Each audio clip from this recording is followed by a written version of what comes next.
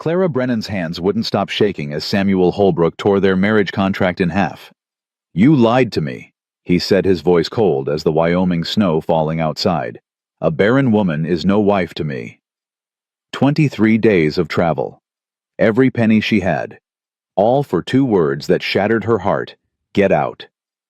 But before Clara could reach the door, a small voice cut through the silence. A 6-year-old girl clutching a broken doll whispered, "Papa, please.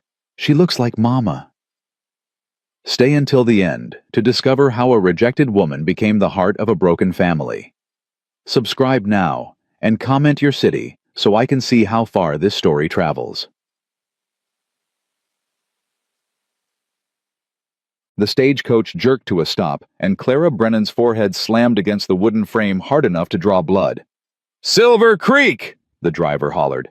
"End of the line, lady. God help you if you're staying." Clara pressed her gloved fingers to her temple. They came away red. 23 days of travel from Boston, and she was arriving to meet her future husband with blood running down her face. Perfect. Just perfect. She gathered her carpet bag with trembling hands. Everything she owned fit inside 3 dresses, her mother's Bible, a daguerreotype of her dead husband William, and the letters. 6 months of letters from Samuel Holbrook, promising her a home, a family, a second chance at life. "I'm a simple man with simple needs," he'd written. "My children need a mother. I need a partner. Come to Wyoming and we'll build something good together." Simple needs. Clara almost laughed. If only he knew how complicated she was. The cold hit her like a physical blow when she stepped down from the coach. Wyoming in December was nothing like Boston winter. This cold had teeth. It bit through her wool coat, her cotton dress straight down to her bones. "Mrs. Brennan." Clara turned toward the voice. A man stood 10 feet away, hat in his hands, shoulders broad enough to block out the gray sky behind him. Samuel Holbrook. He looked older than his photograph, harder somehow, like the land had worn away anything soft and left only stone. "Mr. Holbrook." She kept her voice steady. "I'm Clara Brennan." His eyes swept over her, cataloging, assessing. She knew what he saw: too thin, too pale blood on her face, city-soft hands that had never touched a cow or split wood. "You're bleeding." The coach stopped suddenly. "I'm fine." He nodded once, then reached for her bag. His movements were efficient, practiced. A man who wasted nothing, including words. "My wagon's across the street. We should talk before heading to the ranch." Clara's stomach dropped. We should talk. Those 3 words had never preceded anything good in her entire life. Of course. The station house was barely warmer than outside. A potbelly stove sat in the corner, giving off just enough heat to keep the water from freezing. Samuel set her bag down and stood with his back to the stove, arms crossed over his chest. He still hadn't looked her in the eye. Not really. "I got your letter," he said. "The one from Cheyenne." Clara's heart stopped. The letter. She'd written it in a Cheyenne hotel room, crying so hard she could barely see the paper. Dr. Morrison in Boston had insisted she tell the truth before the marriage. Some men consider children essential, he'd said with that clinical sympathy doctors perfected over years of delivering bad news. He deserves to know. "Mr. Holbrook, you should have told me before you left Boston." His voice cut like a blade. "Before I sold cattle to pay for your train ticket. Before my children started asking when their new mama was coming." "I know." Clara forced herself to meet his gaze. Gray eyes cold as the snow outside. "I should have told you sooner. I was afraid you'd reject you." The word hung between them. "Yes." Samuel reached into his coat pocket and pulled out a folded paper. Their marriage contract. The one she'd signed with such hope, pressing her pen so hard the ink bled through to the other side. He tore it in half. The sound was louder than it should have been, like something breaking inside her chest. "You lied to me," he said. "I didn't lie. You let me believe you could give me children." "That's a lie, Mrs. Brennan. Might not have been spoken out loud, but it's a lie just the same." Clara's hands were shaking again. She clasped them together tight enough to hurt. "I can still be a good wife," she whispered. "I can cook clean, teach your children, help with the ranch. I don't need a hired hand. I need a wife who can give me sons." The words landed like stones, each one a bruise. Clara had heard variations of this before, from her mother-in-law after William died, from the doctors who'd examined her, from the society women who whispered behind their fans. Poor Clara. Such a shame.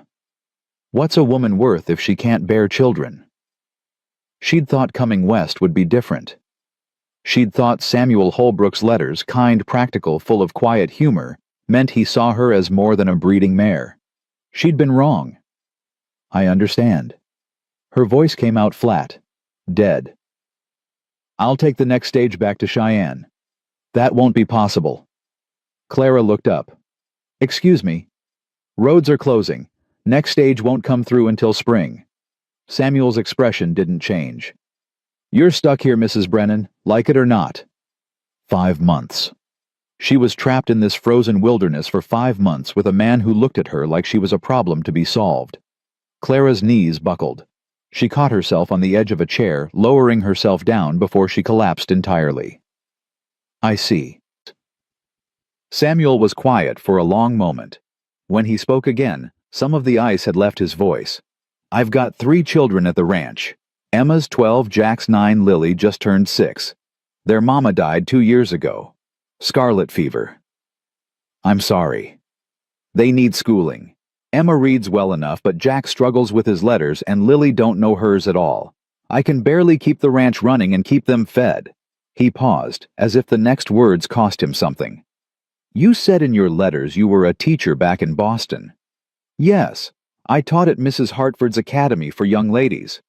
"Then you can teach my children. Earn your keep through winter. Separate rooms, separate arrangements. Come spring, I'll pay your passage wherever you want to go." It wasn't a proposal. It wasn't even an offer of employment. It was a transaction, cold and clean and utterly without sentiment. But what choice did she have? "I accept." Samuel nodded once. "Good. We leave in an hour. Dress warm. It's a 3-hour ride to the ranch and the temperature drops fast once the sun goes down." He left without another word, and Clara sat alone in the cold room, pressing her palms to her eyes until she saw stars, refusing to let the tears fall. She would not cry. Not here. Not over this. She had survived William's death. Survived her mother-in-law's cruelty. Survived the doctors who'd treated her like a broken machine. She would survive Samuel Holbrook, too. The ranch appeared from the darkness, like something out of a fever dream. A sprawling log house with smoke curling from 2 chimneys. Outbuildings she couldn't identify in the gloom. Fences stretching into the distance. Clara couldn't feel her face anymore. The wool scarf Samuel had wordlessly handed her an hour ago had done little to block the cutting wind. "Stay close," Samuel said as he helped her down from the wagon. His hands were steady on her waist, gone the moment her feet touched ground. "Children don't know you're coming. Didn't want to get their hopes up. In case I wasn't suitable." Clara didn't need him to finish the sentence. The front door burst open. 3 figures tumbled out into the snow, a chaos of voices and movement. "Papa, you're home." "Did you bring supplies?" "Mrs. Peterson said you might bring peppermints." "Emma pushed me in the mud and Jack wouldn't." "Enough." Samuel's single word cut through the noise like a blade. The children froze on the porch steps, their eager faces suddenly wary. "Inside. All of you. We need to talk." Clara got her first clear look at them in the lamplight from the doorway. Emma. 12 years old, tall for her age, all sharp elbows and serious brown eyes. Her dark hair was pulled back in a braid that had mostly come undone. She looked at Clara with immediate suspicion. Jack. 9, built like his father with the same gray eyes. Thinner than he should be, with dark circles under his eyes that spoke of sleepless nights. He coughed once, a wet sound that made Clara's chest tighten with memory. And Lily. 6 years old, clutching a rag doll with one arm missing. Her face was round and solemn, honey-colored curls tangled from sleep. She stared at Clara with eyes too old for her small body. "Children," Samuel said once they were gathered in the front room. "This is Miss Brennan. She's come from Boston to be your teacher for the winter." 3 pairs of eyes fixed on Clara. She forced herself to smile. "Hello. I'm very pleased to meet you all." Emma's eyes narrowed. "You're the lady from the letters, the one Papa was going to marry." The room went silent. Even the fire seemed to stop crackling. "Emma!" Samuel's voice carried warning. "But you're not, are you?" Emma continued, her chin lifting. "You're going to be our teacher, not our mother. That's enough." "Why?" Emma's voice rose. "Why isn't she going to be our mother? What's wrong with her?" "I said enough." The force of Samuel's words made everyone flinch, even Clara. Lily stepped forward suddenly, still clutching her broken doll. She looked up at Clara with those 2 old eyes. "Are you going to leave like Mama did?" The innocence of the question was devastating. Clara crouched down, bringing herself to the child's level. "Your Mama didn't want to leave you, sweetheart. I'm sure she loved you very much." "But she's gone." Lily's voice was matter-of-fact. "Everyone goes away. Papa says people don't mean to, but they do it anyway." Clara's throat closed up. She thought of William pale and wasted on his deathbed, of the 3 babies she'd lost before they ever took a breath, of everyone she'd loved and lost in her 29 years. "I'll be here all winter," she said softly. "I promise I won't leave until spring." "That's not very long." "No, it's not." Jack had been silent through the exchange, but now he erupted into a coughing fit that bent him double. Wet, rattling coughs that seemed to tear themselves from his small body. Samuel was at his side in an instant. "Easy, son. Breathe through it." Clara watched with growing alarm. She knew that cough. She'd heard it in William during his last months. She'd heard it in the children's ward at Boston General, where she'd volunteered after becoming a widow. "How long has he been coughing like that?" she asked. "Since last winter." Samuel's voice was tight. "Doc Henderson says it's lung weakness. Says he'll grow out of it." But his hands were shaking as he rubbed Jack's back. And Clara saw the truth in his eyes. He was terrified. A father watching his son struggle to breathe, helpless to stop it. "I know some treatments," Clara said quietly. "My husband had weak lungs, and I volunteered at the hospital after he died. Steam inhalations, chest compresses, certain herbs." "You a doctor now?" The words came out harsh. Clara straightened. "No, I'm simply offering what I know." They stared at each other across the room. Jack's coughing had subsided to wheezes. Emma watched them both with suspicious eyes. Lily still clutched her broken doll. Samuel rubbed his face with both hands. "I apologize. That was uncalled for. It's been a long day." He showed her to a small room off the kitchen, barely enough space for a narrow bed and a washstand. But it was clean, and the blankets looked warm. "There's water in the pitcher," Samuel said. "Gets cold fast. Breakfast is at dawn. Children eat first, then chores, then lessons at 8. Mr. Holbrook." He stopped at the door. "Thank you for not sending me away, for giving me this chance." Something flickered across his face. Regret, maybe, or anger, or grief. "Don't thank me yet, Miss Brennan. Winter here is hard, makes people hard. You might be cursing my name by February." The door closed behind him. Clara sank onto the bed, still wearing her traveling clothes. Through the thin walls, she could hear Samuel moving through the house, banking fires, checking locks. The sounds of a man who'd learned to do everything alone because he had no choice. She closed her eyes and saw Lily's face, those old eyes in that young face. Everyone goes away. What had she gotten herself into? Clara woke before dawn, her body refusing to adjust to the silence. In Boston, there had always been noise carriages on cobblestones, vendors calling out church bells marking the hours. Here the quiet was absolute, almost oppressive. She dressed quickly in the icy room, choosing her most practical dress, dark blue wool high-necked appropriate for a governess.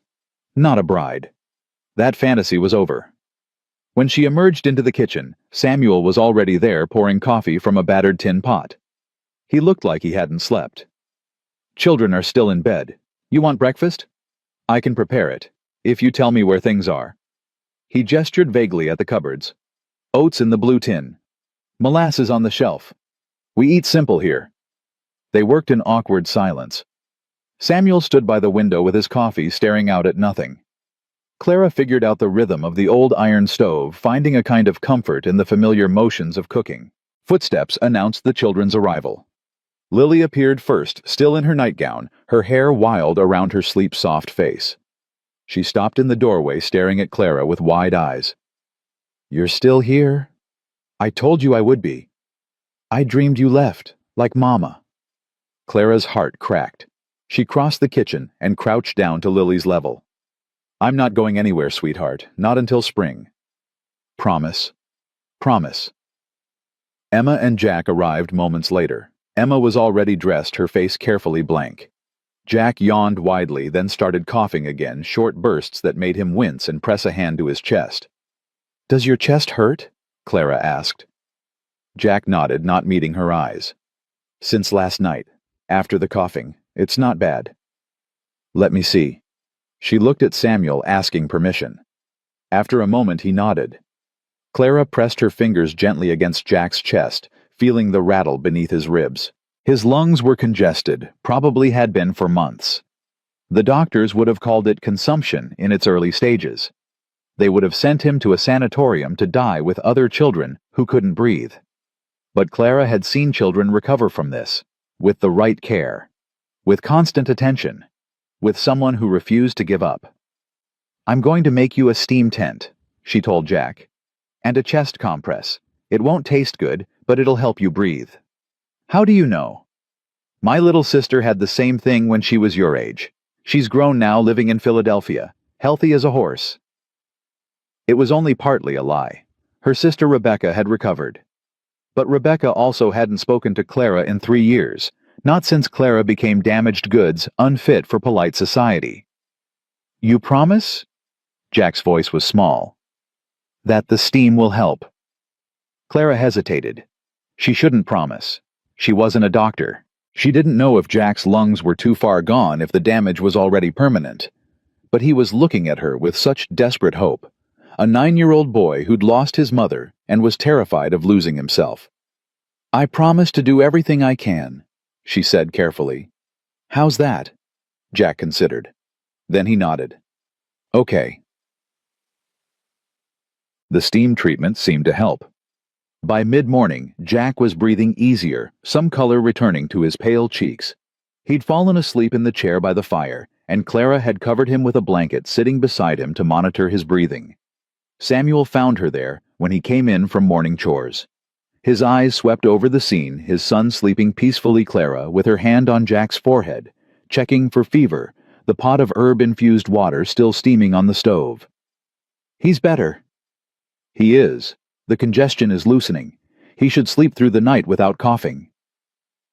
Samuel stood very still. In the morning light, Clara could see the exhaustion etched into his face, the worry lines around his eyes, the gray at his temples that hadn't been there in his photograph. "Thank you." The words seemed to cost him something. "For helping him." "You don't need to thank me. He's a child. Children deserve to breathe." A ghost of something, almost a smile, crossed Samuel's face. "Emma and Lily are in the front room. Mira made them set up the teaching supplies, books and slates and such. Then I should start their lessons." Clara rose, but Samuel's voice stopped her. "Miss Brennan." She turned. "My wife, Sarah." He paused, swallowed hard. "She made remedies like yours. Grew herbs in a garden out back. Knew which ones healed and which ones poisoned." His voice roughened. "I haven't been able to look at that garden since she died." Clara wasn't sure what to say, so she said nothing. "Jack got sick last winter, right after her passing. I didn't know what to do. Didn't know her recipes, her methods. Just had to watch him suffer and pray." Samuel's hands clenched at his sides. "If you can help him, really help him, then maybe you being here isn't such a bad thing after all." It wasn't an apology. It wasn't forgiveness for her lie, but it was something. A crack in the wall he'd built around himself. "I'll do everything I can," Clara said. "I promise." Samuel nodded once. Then he was gone back out into the cold, leaving Clara alone with his sleeping son, and the ghost of a woman who'd known how to heal. Teaching the Holbrook children was like trying to tame 3 wild animals with 3 different natures. Emma was brilliant, but hostile. She read far beyond her age level, devouring the few books on the ranch's shelves like a woman starving. But she answered Clara's questions with single syllables, refused to engage in discussion, and watched Clara's every move with suspicious eyes. Jack struggled with letters they twisted and reversed themselves when he tried to read a condition Clara had seen before in bright children who simply learned differently. He needed patience and creative approaches, not the rigid drilling of traditional schooling. And Lily wanted attention. Any attention. All attention. Constant attention. She would do anything to keep Clara's eyes on her good behavior, bad behavior, tears, tantrums, sticky sweet compliance. "I can write my name," Lily announced on the second day, showing Clara a slate covered in wobbly letters, Lily. "That's wonderful, but you've got 1 letter too many. Can you see which one?" Lily studied her slate. "The wiggly one. The second L. Your name only has 1 L in the middle." Clara guided the small hand, helping form the letters correctly. Lily. "Like the flower," Lily said. "Exactly like the flower." "Mama loved flowers. She had a garden." Lily's voice went small. "It all died when she did. Papa couldn't keep it alive." From across the room, Emma's head snapped up. "Don't talk about that." "But it's true." "I said don't." Clara intervened before the argument could escalate. "It's all right to talk about your mother, both the happy things and the sad things. Remembering someone we love isn't wrong." "You didn't know her." Emma's voice was cold as her father's had been. "You don't get to talk about what she'd want." "You're right. I didn't know her." Clara met the girl's hostile gaze. "But I'd like to know about her. If you ever want to tell me." "Why, so you can try to replace her. No one could ever replace your mother, Emma. I'm not trying to." "Then what are you trying to do?" Clara considered the question. It deserved an honest answer. "I'm trying to survive the winter, just like you, just like your father." She paused. "And maybe if we're lucky, we can help each other do more than just survive. We can actually live." Emma stared at her for a long moment. Then she stood abruptly. "May I be excused?" Clara nodded and Emma fled the room. Through the window, Clara watched her run toward the barn braid flying behind her. "She's angry all the time now," Jack said quietly. "Since Mama died. Papa says to let her be. Sometimes people need to be angry for a while. It's part of how they heal." "Are you angry?" Lily asked. "Papa said you came here to marry him, but then you couldn't.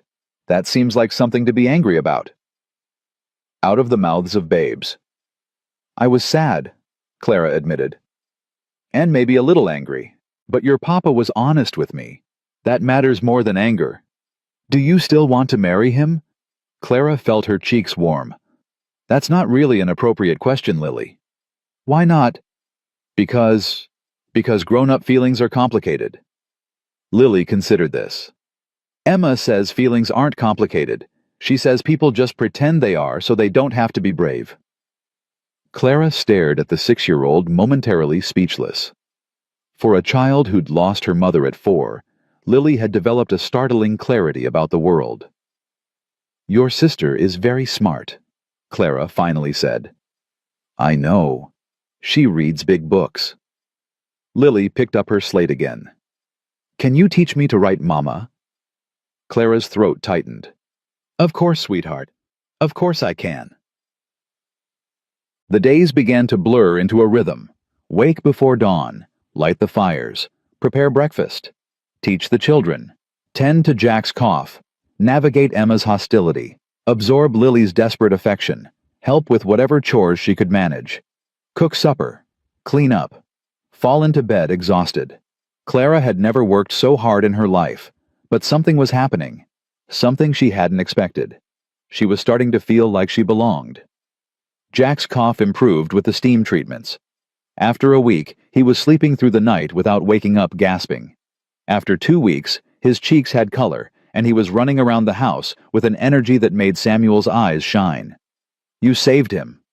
Samuel said it late one evening when the children were in bed, and they were sitting by the fire, keeping a respectful distance. But somehow the silence between them had become comfortable rather than strained. "I just did what anyone would have done." "No." His voice was firm. "The doctor came out twice and did nothing but shake his head. You came in with your herbs and your steam tents and your patience, and you gave my son back to me." Clara didn't know what to say. "I was wrong about you," Samuel continued. "When you first came, I looked at you and saw, I don't know, a problem, a complication, another person who would leave." "Everyone leaves," Clara quoted softly. "Lily told me that's what you say." Samuel winced. "I shouldn't have taught them that. Sarah would have hated it." He paused. "She was an optimist, my Sarah. Always believed the best in people. Always thought tomorrow would be better than today." "She sounds wonderful." "She was." His voice roughened. "I wasn't good enough for her. I'm still not good enough to raise her children alone." "You're doing the best you can. That's all anyone can do." Samuel looked at her then. Really looked for the first time since she'd arrived. Not cataloging, not assessing. Just seeing. "Why did you come here, Clara?" "The real reason, not the version you put in your letters." Clara was quiet for a moment. Outside, the wind howled against the windows. Inside, the fire crackled and popped. "Because I was dying in Boston," she said finally. "Not physically, but my soul was dying. After William passed, after everything with his family. I couldn't breathe there anymore. Every street corner held a memory. Every face I saw looked at me with pity or contempt." She pulled her shawl tighter around her shoulders.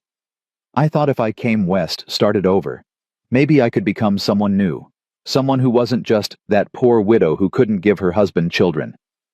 "Is that how they saw you?" "That's how everyone saw me, even my own mother."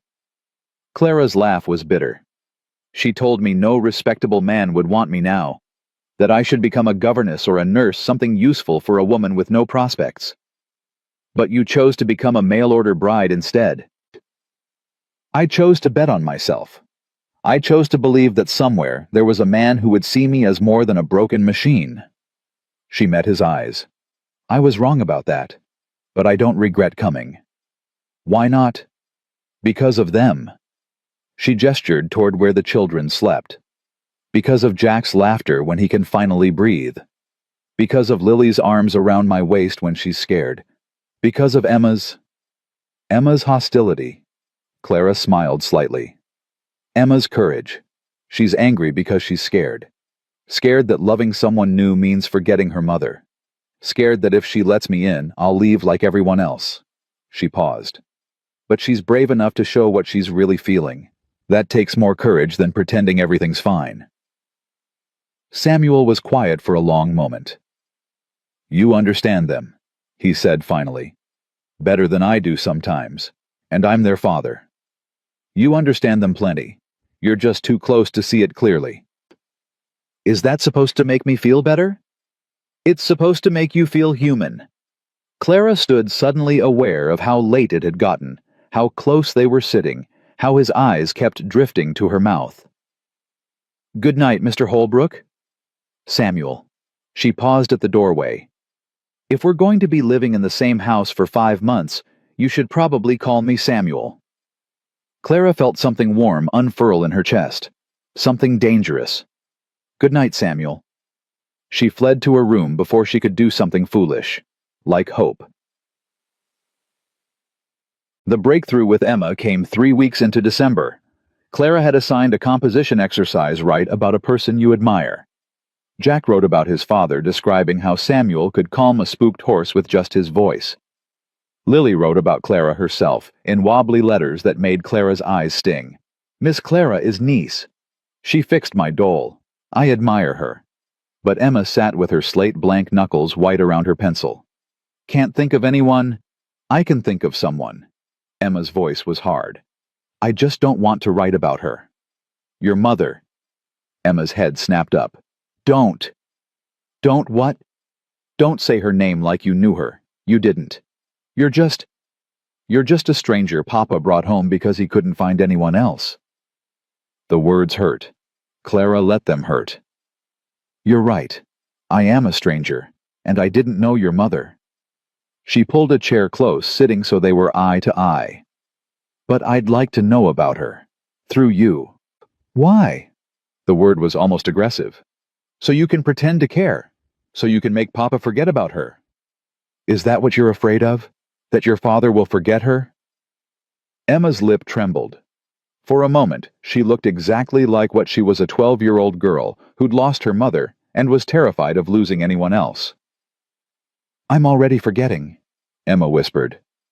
Every day I try to remember her voice, and it's a little bit quieter. I try to remember her face, and the edges get blurry. Tears spilled down her cheeks. What if I forget her completely? What if she just disappears? Clara's heart shattered. Oh, sweetheart.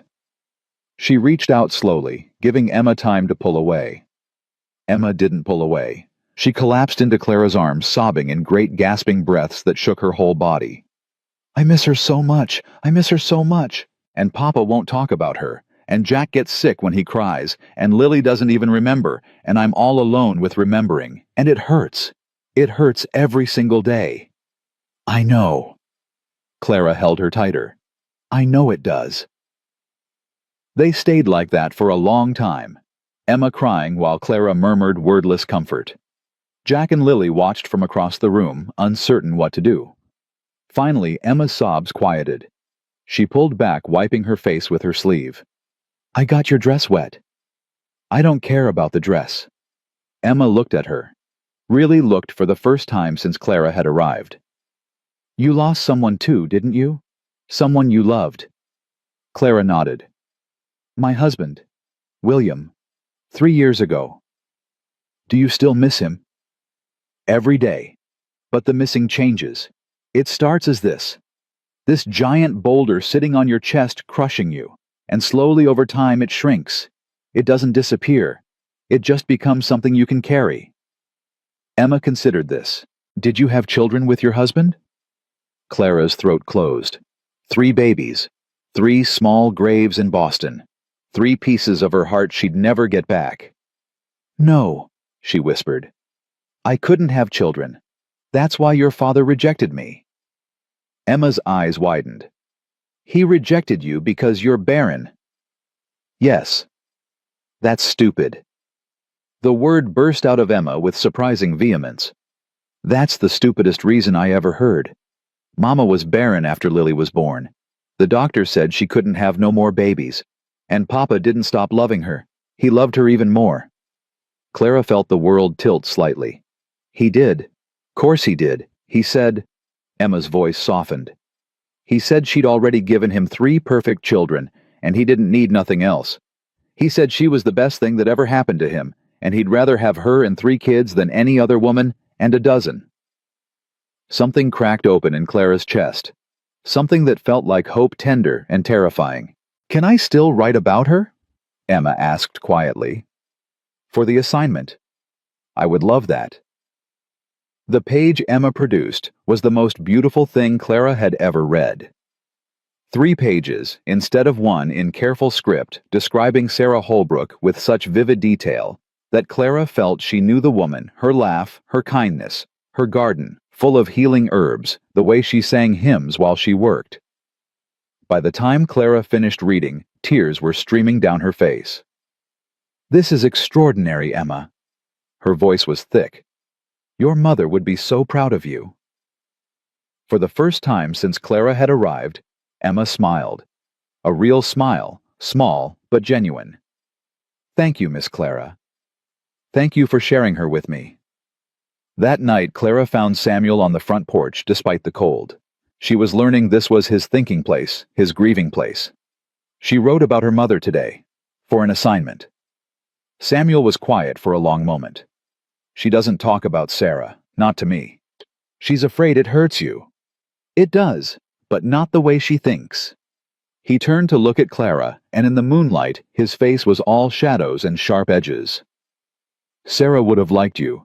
She was always saying we needed someone to shake things up around here. Clara's pulse stuttered. Was she? She was.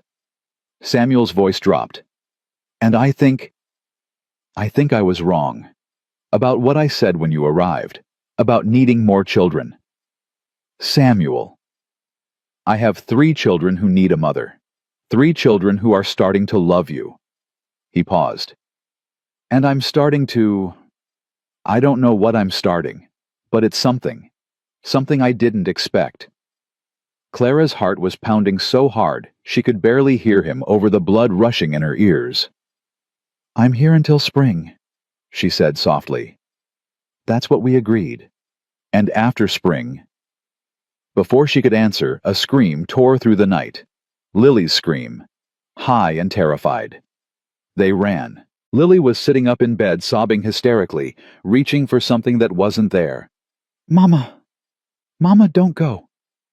Mama, please. Clara reached her first, gathering the small body into her arms. Shh, sweetheart. It's okay. It's okay, you're safe. Mama left. Lily sobbed. She was here and then she left, and she didn't say goodbye, and she didn't take me with her. It was a dream, baby. Just a bad dream. It wasn't... Lily pulled back, her face streaked with tears. I saw her. She was standing right there, and she was so pretty, and she said she had to go, and I asked her to stay, and she said she couldn't, and then she was gone. Clara held her tighter, rocking back and forth, murmuring comfort, while Lily's sobs slowly subsided. Samuel stood in the doorway, his face devastated. Emma and Jack had appeared behind him, both of them pale and scared. She has these dreams sometimes, Emma said quietly.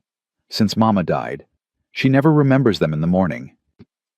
But tonight, Clara suspected Lily would remember. She stayed in Lily's bed that night, the little girl curled against her like a kitten. Samuel checked on them twice, his face unreadable in the darkness. Around midnight, Lily stirred. Miss Clara. Yes, sweetheart. I know you're not my real mama.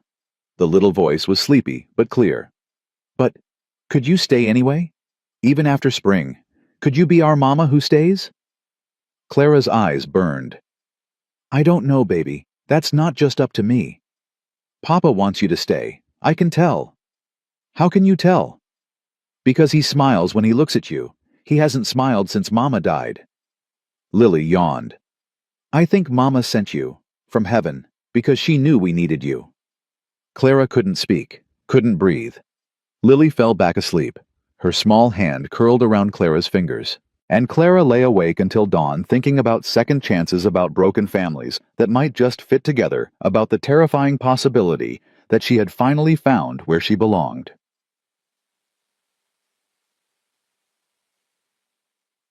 But belonging was dangerous. Belonging meant you had something to lose.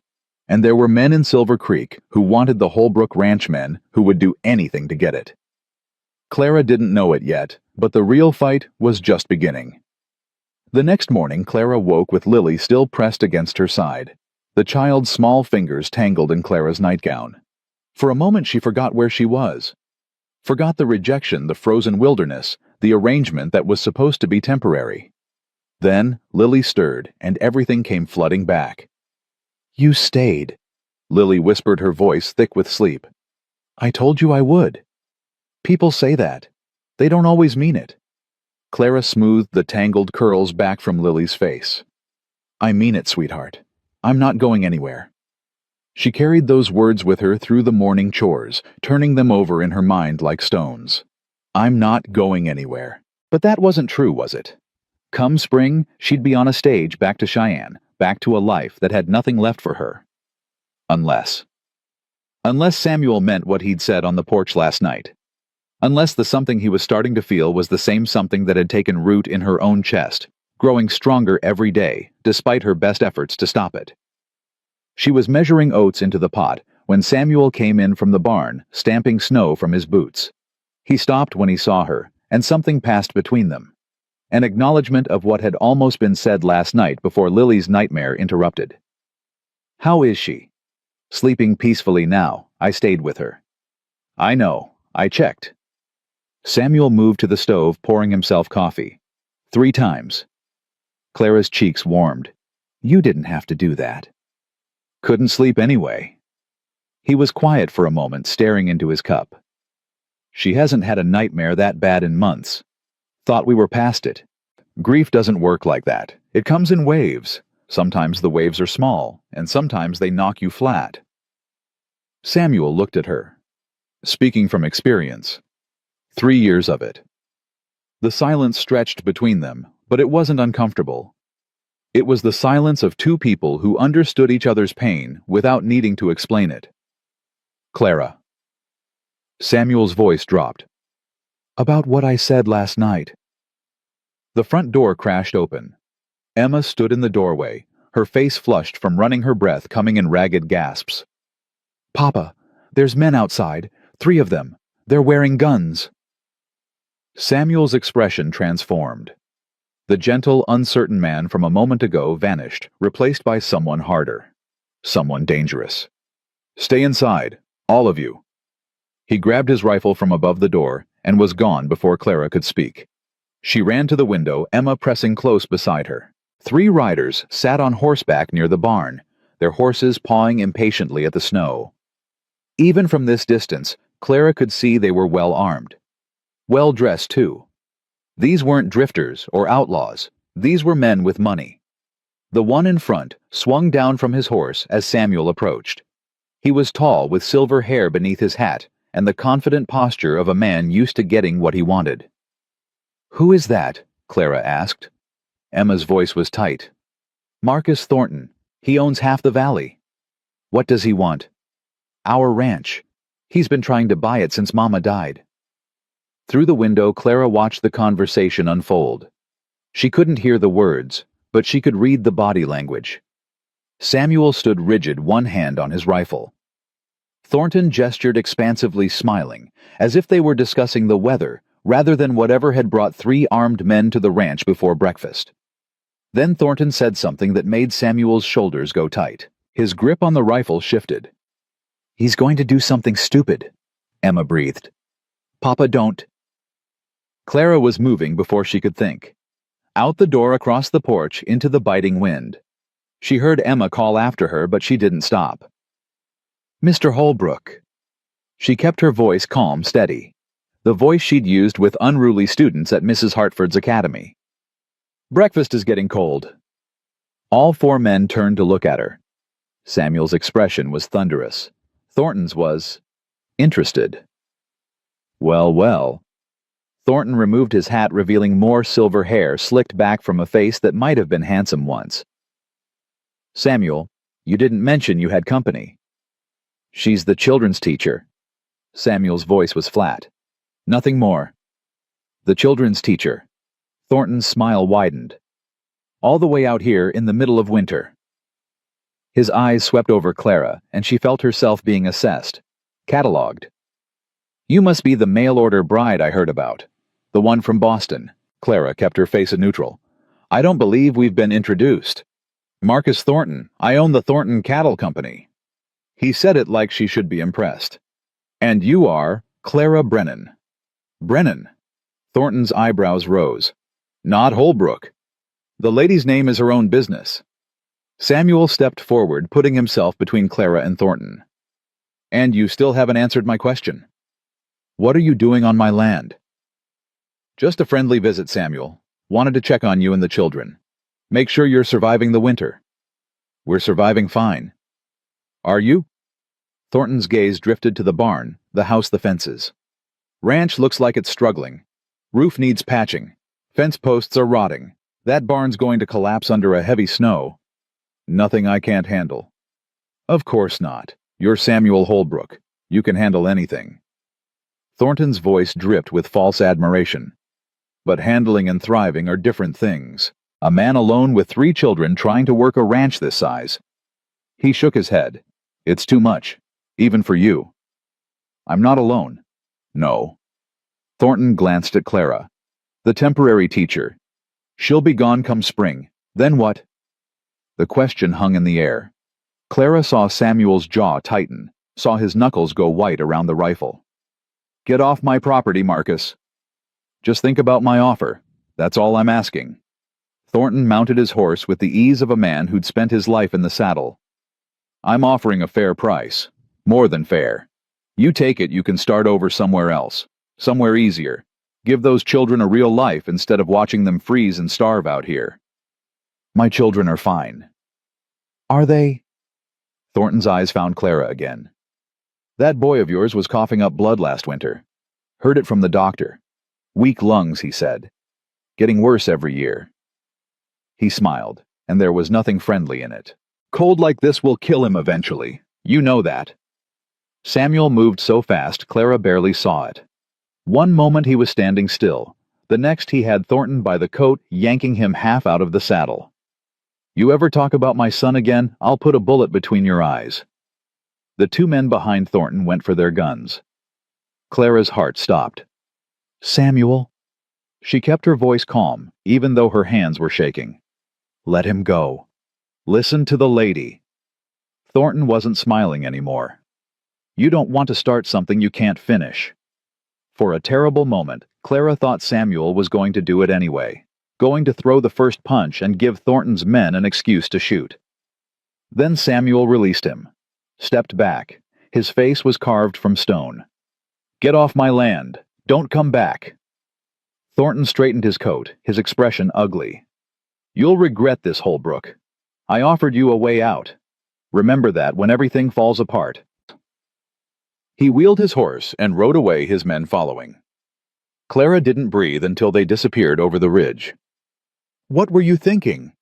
Samuel rounded on her, his voice rough with fury. Coming out here putting yourself in the middle of that... I was thinking you were about to get yourself killed. I can handle Marcus Thornton. You were about to grab a man in front of his armed guards. That's not handling. That's suicide. Samuel's jaw worked. He threatened my son. I know. Clara's own anger was rising now.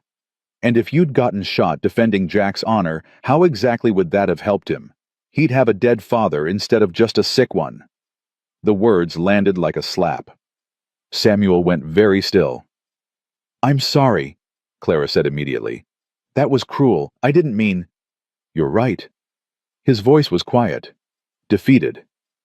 You're right. I let him get under my skin. I almost... He rubbed his face with both hands. God, what's wrong with me? Nothing's wrong with you. You're a father protecting his children. That's not weakness.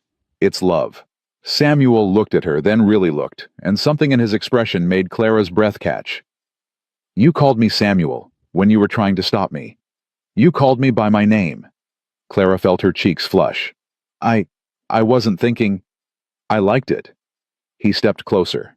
Close enough that she could see the flecks of darker gray in his eyes, the slight tremble in his hands. I like a lot of things about you, Clara Brennan. Samuel. Papa. They sprang apart. Jack stood in the doorway, his face pale, his eyes wide. Who were those men? Why were they yelling? Samuel crossed to his son immediately, crouching down to his level. It's nothing, buddy. Just some business talk. Were they going to hurt you? No, nobody's going to hurt anybody. Jack's eyes found Clara. Miss Clara came outside. I saw her through the window. Was she scared? Clara moved to join them, kneeling on the cold porch. I was worried about your papa. That's why I went out, to make sure everyone stayed calm. She was very brave, Samuel added, and the warmth in his voice made Clara's heart skip. Jack considered this. Mama used to do that too. Go outside when men came. Papa said she could talk a wolf out of biting. Samuel's expression softened with grief and memory. She could. Your mama had a gift for that. Maybe Miss Clara has the same gift. Clara and Samuel's eyes met over Jack's head. Something passed between them. An acknowledgement. A promise. "Maybe she does," Samuel said quietly. But the peace of the moment didn't last. Over the next week, things started happening. Small things at first. A fence post cut through instead of rotted. Feed bags slashed open oats scattered across the snow. Tracks around the barn that didn't belong to any of them. "It's Thornton," Samuel said grimly, examining the damaged fence. "He's trying to drive us out." "Can you prove it?" "Not without catching his men in the act, and they're too smart for that." Clara watched him work to repair the damage, his movements jerky with frustration. "What about the sheriff?" "Sheriff Peters." Samuel laughed bitterly. "He owes Thornton money. Half the town owes Thornton money. Nobody's going to help us." "Then we help ourselves." Samuel paused, looking up at her. "What do you mean?" "I mean we don't let him win. We repair what he breaks. We guard what we can. We show him that we're not going anywhere. That's a war of attrition, Clara, and he's got more resources than we do. Then we get creative." That night, after the children were in bed, Clara sat down with a piece of paper and began to write. Not a letter this time, but a list. Everything she knew about Marcus Thornton. Everything she'd overheard in town during their one trip for supplies. Everything Samuel had told her about the history between the two families. "What are you doing?" Samuel asked, settling into the chair across from her. "Looking for weaknesses. Everyone has them." "Thornton's weakness is pride. He can't stand being challenged." "That's not a weakness we can exploit. Not directly." Clara tapped her pen against her lips. "What else does he have? Family enemies. Anyone who might want to see him taken down a notch." Samuel was quiet for a moment. "He had a son, Thomas, good kid. Used to come around sometimes, help with the horses." "What happened to him?" "Died, 5 years ago. Riding accident." Samuel's voice was careful. "Here, at our ranch." Clara looked up sharply. "Here." "He was visiting, wanted to see our new foal. His horse spooked at something, threw him. He hit his head on a rock." Samuel's jaw tightened. "Thornton blamed me. Said I should have been watching him. Said if Thomas had been on Thornton land, he'd still be alive. Was it your fault?" "No, it was an accident. A terrible accident." Samuel's hands clenched on his knees. "But Thornton doesn't see it that way. He's been trying to destroy me ever since. Buying up debt, pressuring suppliers, turning people against us. Sarah's death just gave him the opening he needed." Clara sat back, her mind racing. This changed everything. Thornton wasn't just a greedy rancher trying to expand his holdings. This was personal. This was revenge. "He's not going to stop," she said slowly. "Is he? No matter what we do, he's not going to stop until he has this ranch. Or until one of us is dead."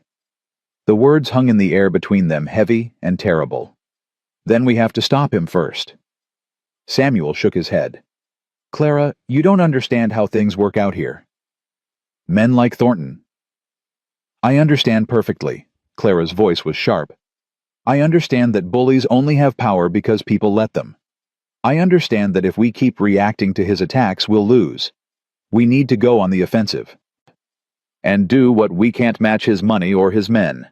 "No. But we have something he doesn't." Clara leaned forward. "We have truth. We have community. We have people who know what kind of man he really is.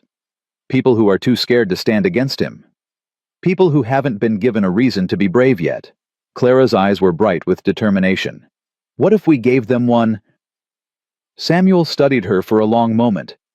This woman who'd arrived broken and rejected, who'd somehow become the heart of his family in just a few weeks. Who looked at impossible odds and saw not defeat but opportunity. "You're not like anyone I've ever met," he said finally. "Is that a good thing or a bad thing?" "I'm still figuring that out." But he was smiling. Actually, smiling. And Clara felt something warm bloom in her chest, something that felt dangerously like hope. The next morning, Emma burst into the kitchen while Clara was preparing breakfast. "Papa's hurt." Clara dropped the spoon and ran. She found Samuel in the barn clutching his arm, blood seeping between his fingers. One of the horses was loose, dancing nervously in its stall. What happened? Saddle strap broke. Samuel's voice was tight with pain. Horse bolted. Got caught on the doesn't matter. It's just a cut. But it wasn't just a cut. Clara could see that from the amount of blood. She pushed his hands away and nearly gasped. The wound was deep, running from his elbow to his wrist, and it was bleeding freely. Inside. Now. She half-dragged him to the kitchen, ignoring his protests that he was fine, that it looked worse than it was. She set him in a chair and grabbed clean cloths, pressing them hard against the wound. Hold that. Don't move. Emma hovered in the doorway, her face white. Is Papa going to be okay? He's going to be fine. I need hot water and the sewing kit from my room. Can you get those? Emma nodded and fled. Jack appeared next, Lily close behind. They took one look at their father's bloody arm and froze. Jack. Clara kept her voice calm, even as her heart raced. I need you to take Lily to the front room. Read her a story. Keep her there until I come get you. But... Now, Jack, please. Something in her voice made him obey. He took Lily's hand and led her away, shooting worried glances over his shoulder. Kids shouldn't see this, Samuel muttered. No, they shouldn't. Which is why you're going to stay calm and let me fix you up without any fuss. Emma returned with the supplies, and Clara set to work. The wound needed stitches. She'd done this before in the hospital wards after William died, but never on someone she stopped that thought before it could finish. This is going to hurt, she warned. Can't hurt worse than it already does. She cleaned the wound with boiled water, then threaded the needle with steady hands. Samuel hissed when she made the first stitch, but didn't pull away. Talk to me, he said through gritted teeth. Distract me. What do you want me to talk about? Anything. Tell me about Boston. Tell me about your husband. Tell me why a woman like you ended up on a stage to Wyoming. Clara's hands moved automatically, stitching and pulling, stitching and pulling. A woman like me. Smart, strong, beautiful. He winced as she tied off a stitch. You could have had anyone. Why answer an advertisement for a mail-order bride? Because no one wanted me. The words came out before she could stop them. I was damaged goods. A widow who couldn't bear children. In Boston society, that's worse than being dead. That's the stupidest thing I've ever heard. Maybe, but it's how things are. How things were. Clara made another stitch, focusing on the rhythm of the work. My mother-in-law threw me out after William died. Said I'd killed him by not giving him an heir. Said the stress of my barrenness had weakened his constitution. Was that true? He died of consumption. It had nothing to do with children. Clara's voice was bitter. But she needed someone to blame. And I was convenient. So you came west. I came west. I thought if I could just start over somewhere no one knew me. Somewhere people were judged by what they could do, instead of what they couldn't. She trailed off. It sounds naive now. It sounds brave. Clara looked up. Samuel was watching her. His face pale from blood loss, but his eyes clear. Warm. You came all this way on hope, he said quietly. That takes courage. Or desperation. Maybe they're the same thing. She finished the last stitch and tied it off, then wrapped his arm in clean bandages. Her hands lingered on his skin a moment longer than necessary. Thank you, Samuel said. It's just stitches. I'm not talking about the stitches. Their eyes met. Held. Clara felt the world narrow down to this moment, this man, this impossible situation that somehow felt more right than anything in her life before. Papa? Emma's voice from the doorway. Are you okay? The moment broke. Samuel pulled back, and Clara busied herself with cleaning up the bloody cloths. I'm fine, Bug. Miss Clara fixed me up. Emma looked between them, her eyes narrowed with something that might have been suspicion, or might have been hope. The saddle strap was cut. Clara went cold. What? I looked, after. The strap didn't break on its own. Someone cut it partway through, so it would snap under Papa's weight. Samuel's expression darkened. Show me. He was out of the chair before Clara could stop him striding toward the barn with Emma at his heels. Clara followed, dread pooling in her stomach. The saddle lay where it had fallen. Samuel picked up the strap, examined it, and his face went hard as granite. She's right. Someone sabotaged this. Thornton. Who else? Samuel threw the strap down. He's not just trying to drive us out anymore. He's trying to kill me. Clara's blood ran cold. The children! They're not safe here. Samuel's voice was raw. None of us are. Maybe Thornton was right. Maybe I should take the money, start over somewhere else. No. Clara grabbed his good arm, forcing him to look at her. That's exactly what he wants. If you run, he wins. And men like him don't stop at one victory. He'll follow you. He'll find you. He'll take everything. What choice do I have? I can't protect them. I can't even protect myself. Yes, you can. We can. Together. Clara's grip tightened. You're not alone anymore, Samuel. You have me. You have Emma and Jack and Lily. We're a family whether you intended it that way or not. And families don't run. They stand. Samuel stared at her. His eyes were bright with something that might have been tears, might have been fear, might have been love. You said temporary, he whispered. You said come spring you'd leave. I lied. She didn't know which of them moved first.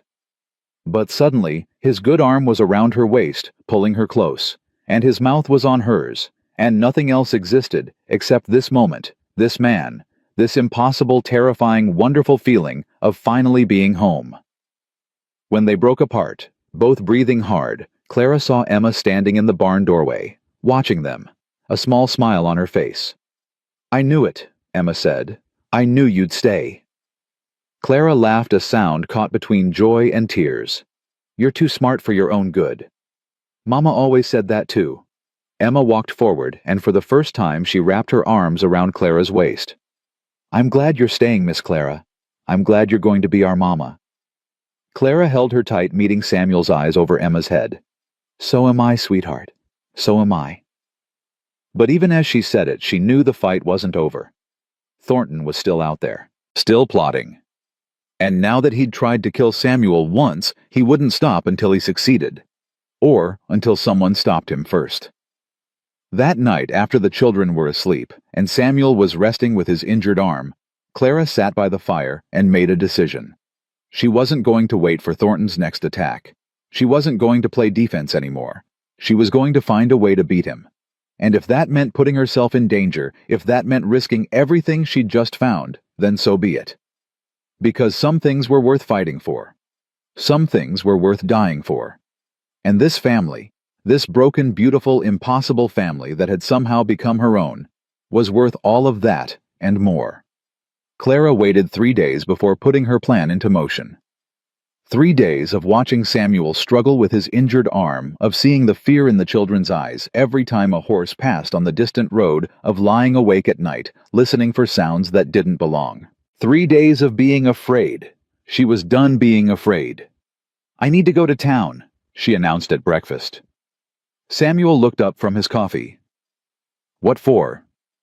Supplies. We're running low on flour, and I need more herbs for Jack's treatments. I can go when my arm heals. Your arm won't heal properly for weeks, and we need those supplies now. Clara kept her voice light, casual. Besides, I haven't been to town since I arrived. I'd like to see it properly. Samuel's eyes narrowed. He wasn't stupid. He knew something was off. I'll come with you. With that arm, you can barely hold the reins. Then we'll wait. Samuel. Clara set down her spoon and met his gaze directly. I'm not a prisoner here. I'm not going to hide in this house forever because Marcus Thornton might be watching. He tried to kill me. He tried to scare you into selling. There's a difference. Clara reached across the table and covered his hand with hers. Let me do this. Let me help. Samuel was quiet for a long moment. She could see the war playing out behind his eyes. Pride versus practicality. Fear versus trust. Take the shotgun, he said finally, and be back before dark. Clara smiled. I will. But she had no intention of simply buying flour and herbs. The ride to Silver Creek took 2 hours. Clara used the time to rehearse what she would say, how she would say it. This was a gamble. If it didn't work, she might make things worse. But if it did work, Silver Creek was larger than she'd expected. A main street lined with wooden buildings, a church with a white steeple, a general store, a saloon, a hotel. People moved along the boardwalks going about their business, barely glancing at the woman on horseback. Clara tied her horse outside the general store and went inside. The store was warm and smelled of tobacco and leather. An older woman stood behind the counter, her gray hair pulled back in a severe bun, her eyes sharp and assessing. Help you. I'm Clara Brennan, from the Holbrook Ranch. The woman's expression shifted, became guarded. I know who you are, the mail-order bride. The teacher, Clara corrected. I teach the Holbrook children. Same thing, ain't it? Clara didn't take the bait. I need flour, sugar, and whatever medicinal herbs you have. The boy has weak lungs. The woman began gathering supplies, her movements stiff. Heard about that. Heard a lot of things about that ranch. I'm sure you have. Heard Marcus Thornton's been causing trouble out there. Clara's heart skipped. You heard that? Small town, people talk. The woman set a bag of flour on the counter. Not that anyone does anything about it. Man owns half the valley, owns the sheriff too near enough. Is that so? The woman's eyes met Clara's. You're not from around here. You don't know how things work. Then tell me. The woman was quiet for a moment. Then she leaned forward, lowering her voice. Thornton's son died at the Holbrook place 5 years ago. Before that, Marcus Thornton was hard but fair. After... She shook her head. Something broke in him. He blames Samuel, blames the whole family. He won't stop until he has that ranch, even if he has to destroy everyone on it. And no one will stand against him. Stand against him with what he controls: the bank, the feed store. Half the ranchers in this valley owe him money. The woman's voice was bitter. You stand against Marcus Thornton, you lose everything. Clara absorbed this. It was worse than she'd thought. But it also gave her an opening. What if there was a way to stand against him without losing everything? The woman's eyes narrowed. What do you mean? I mean safety in numbers. I mean if enough people stood together, Thornton couldn't destroy all of them. Clara leaned closer. I mean, what if someone organized the people he's been bullying into actually fighting back? You. The woman laughed, but there was no humor in it. You're a stranger, a city woman. Why would anyone follow you? They wouldn't follow me. They'd follow Samuel Holbrook, if he led them. Samuel's too proud to ask for help. Then I'll ask for him. The woman studied her for a long moment. Then something shifted in her expression. Something that might have been respect. You've got guts, I'll give you that. She finished gathering Clara's supplies. Talk to Pete Martinez. He runs the livery stable. Thornton's been squeezing him for months. If anyone's ready to fight, it's Pete. Thank you. Don't thank me yet. This could go very wrong very fast. The woman took Clara's money. But if it goes right, well, it's been a long time since anyone gave us hope. Clara gathered her supplies and headed for the livery stable. Pete Martinez was a weathered man in his 60s, with a face like cracked leather and eyes that had seen too much. He listened to Clara's pitch in silence, his expression unreadable. You want me to stand against Thornton? He said when she finished. Me and who else? Everyone he's been hurting. Everyone who's tired of being afraid. That's a lot of people. Exactly. Pete shook his head. You don't understand, ma'am. Thornton's got power. Real power. Money and men and connections. What do we have? Each other. Numbers. The truth. Clara stepped closer. Mr. Martinez, I've seen men like Thornton before. They seem invincible, but they're not. Their power comes from fear, from people believing they can't be beaten. But the moment that belief cracks, the moment people see that resistance is possible, she let the implication hang. Pretty words. But words don't stop bullets. No, but community does. Solidarity does. Clara's voice hardened. He tried to kill Samuel. Cut a saddle strap so his horse would throw him. That's not business anymore. That's attempted murder. Pete's eyes widened. He did what? You heard me. And if he's willing to do that to Samuel, how long before he does it to someone else? How long before it's you or your family or someone you care about? Pete was quiet for a long moment. Then he sighed. There's a meeting tonight. Some of the ranchers. We've been talking about what to do, but nobody's got a plan. He met her eyes. You want to make your case be at the church at sundown. I'll make sure they listen. Clara's heart leaped. Thank you. Don't thank me yet.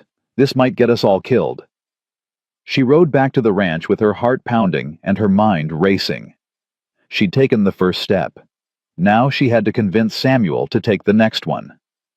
He was waiting on the porch when she arrived, his face dark with worry. You were gone too long. I had business to attend to. What business? Clara dismounted and faced him squarely. I talked to some people in town. About Thornton. About fighting back. Samuel's expression went cold. You did what? I found allies, Samuel. People who are as tired of Thornton as you are. People who are willing to stand together. You had no right. I had every right. He tried to kill you. He's terrorizing your children, and you're just going to wait for him to try again. I'm going to handle it my way. Your way is to suffer in silence until he destroys you. Clara's voice rose. That's not strength, Samuel. That's pride. And pride will get you killed. They stared at each other, both breathing hard. The air between them crackled with tension. There's a meeting tonight, Clara said more quietly. At the church. Other ranchers who've been hurt by Thornton. They want to hear from you. I'm not going to beg for help. It's not begging. It's leading. Clara stepped closer, putting her hand on his chest. These people need someone to show them it's possible to fight back. You could be that person. You could give them hope. I can barely keep my own family safe. How am I supposed to save the whole valley? You're not alone anymore. Clara's voice was fierce. When are you going to understand that you have me? You have the children. You have neighbors who want to help but are too scared to move first. Be the first. Show them the way. Samuel's jaw worked. She could see him fighting himself, fighting his pride and his fear and his bone-deep belief that he had to handle everything alone.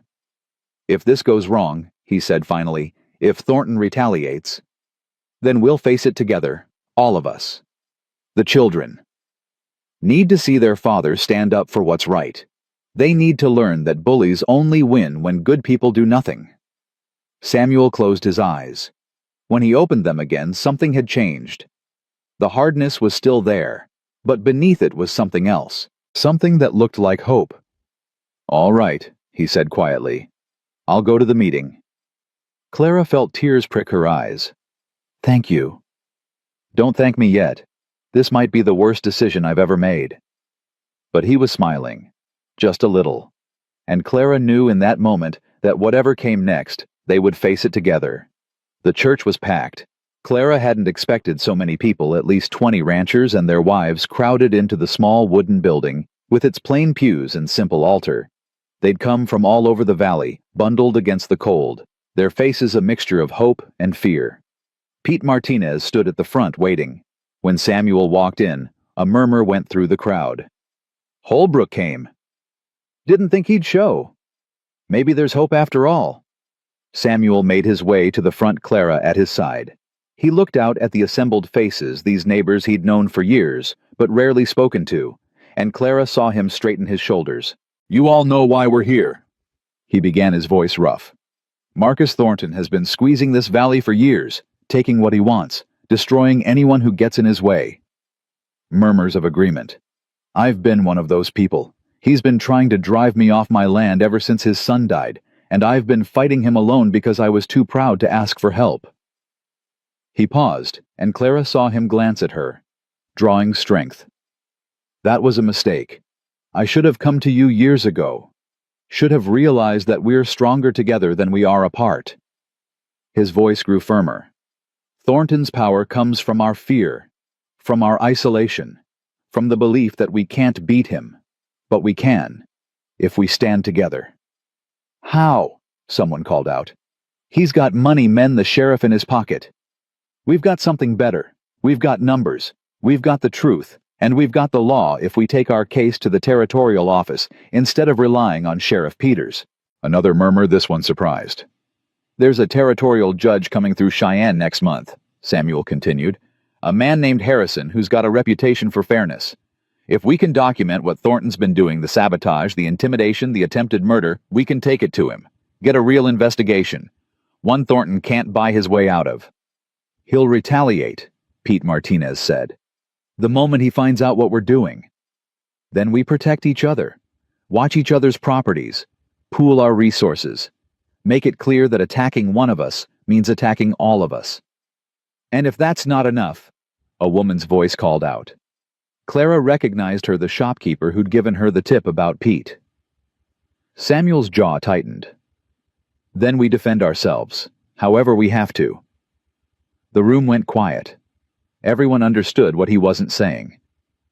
I'm not asking you to start a war, Samuel said more softly. I'm asking you to stand up, to stop being afraid, to show Thornton that we're not going to be bullied anymore. He looked around the room, meeting eyes one after another. Who's with me? For a terrible moment, no one moved. Clara's heart sank. Then Pete Martinez stepped forward. I'm with you. The shopkeeper followed. Me too. One by one, others joined them. 10 people, 15, 20, until nearly everyone in the church had stepped forward, their faces determined. Samuel's expression was something Clara had never seen before. Shock, gratitude, and beneath it all, a fierce burning hope. Thank you, he said, his voice thick. All of you. Don't thank us yet, Pete said, echoing his earlier words to Clara. This is just the beginning. They spent the next 2 hours making plans. Who would watch whose property? Who would document what evidence? Who would make the trip to Cheyenne to meet with Judge Harrison? Clara volunteered for Cheyenne before Samuel could stop her. Absolutely not, he said as they rode home through the darkness. It's too dangerous. It's necessary. You can't go not with your arm still healing. And I'm the one who started this. I should be the one to finish it. Clara, I traveled alone from Boston to Wyoming. I can handle a trip to Cheyenne. That was different. Thornton wasn't trying to stop you then. He won't know I've gone. We'll keep it quiet. Clara reached over and took his hand. Trust me, Samuel. Please. He was quiet for a long moment. The horse's hooves crunched through the snow, and somewhere in the distance, a wolf howled. I can't lose you, he said finally, his voice barely above a whisper. Not now. Not after everything. You won't lose me, I promise. People break promises. I don't. Clara squeezed his hand. I'm coming back to you, Samuel Holbrook. To you and Emma and Jack and Lily. Nothing in this world is going to stop me. He looked at her in the moonlight, and she saw tears glinting in his eyes. I love you, he said. I don't know when it happened or how, but I love you, and I'm terrified of what that means. Clara's heart swelled until she thought it might burst. I love you too. I've loved you since you gave me that scarf on the ride from town, since you let me stay when you had every reason to send me away. I couldn't send you away. Even then, some part of me knew you belonged here. Then trust that I'll come back. Trust that this family is worth fighting for. Samuel pulled his horse to a stop and leaned over, kissing her softly in the cold night air. It was a kiss full of fear and hope, and desperate, aching love. Come back to me, he whispered against her lips. Always. She left for Cheyenne 3 days later, carrying documents and testimonies from a dozen ranchers' evidence of Thornton's crimes that would surely be enough to convince Judge Harrison to investigate. The children cried when she said goodbye. Even Emma, who'd become her fiercest defender in the week since their breakthrough. You're coming back, right? Emma demanded, her voice fierce, even as tears streaked her face. You promised Lily. You can't break a promise to Lily. I'm coming back. Clara hugged her tight. I promise all of you. 2 weeks, maybe less, and I'll be home." "This is home," Lily corrected, clutching her doll. You said you weren't going anywhere." "And I meant it. Home is here. Home is you." Clara knelt down to Lily's level. "But sometimes, to protect our home, we have to go away for a little while. Do you understand?" Lily nodded solemnly. "Like when Papa goes to check the far pastures." "Exactly like that." Jack hung back, his face pale but determined. "I'll take care of everyone while you're gone. I'll do my breathing treatments without being reminded. I'll help Papa with chores." Clara pulled him into a hug. "I know you will. You're the bravest boy I know." Samuel walked her to where the stage would pass a mile from the ranch. They stood together in the pre-dawn darkness, neither wanting to say goodbye. "I've been thinking," Samuel said, "about what happens when you come back." "What about it?"